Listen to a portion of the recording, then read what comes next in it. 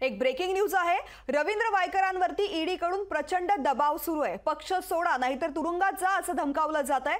खासदार संजय राऊत यांनी खळबळजनक दावा केलाय। वायकर कोणत्याही धमक्या आणि दबावाला भीक घालणार नाहीत। संजय राऊत यांनी असे ट्विट करत ईडीवरती टीका केली आहे। खासदार संजय राऊत यांनी ट्विट करत ईडीवरती अशा पद्धतीने टीका केलेली आहे।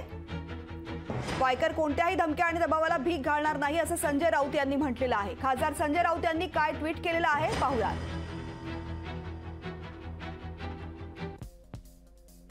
शिवसेनेतील आमचे सहकारी नेते आमदार रवींद्र वायकर यांच्यावरती गेल्या काही दिवसांपासून ईडी वगैरे तपास यंत्रणांच्या माध्यमातून प्रचंड दबाव सुरू आहे। शिवसेना सोडा, पक्षांतर करा नाहीतर तुरुंगात जा असं त्यांना धमकावलं जात आहे। हा प्रकार दहशतवाद आहे असं राजकारण याआधी कधीच घडलं नव्हतं। रवींद्र वायकर हे निष्ठावंत शिवसैनिक असून ते कोणत्याही धमक्या किंवा दबावाला भीक घालणार नाहीत। ते लढतील आणि जिंकतील। आम्ही सर्व त्यांच्या सोबत आहोत।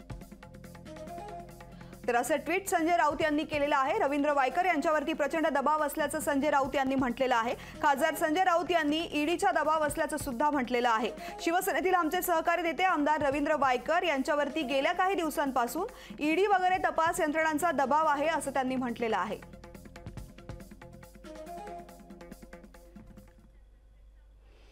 यानंतर लोकशाही मराठी ऐका, पहा, जागरूक रहा।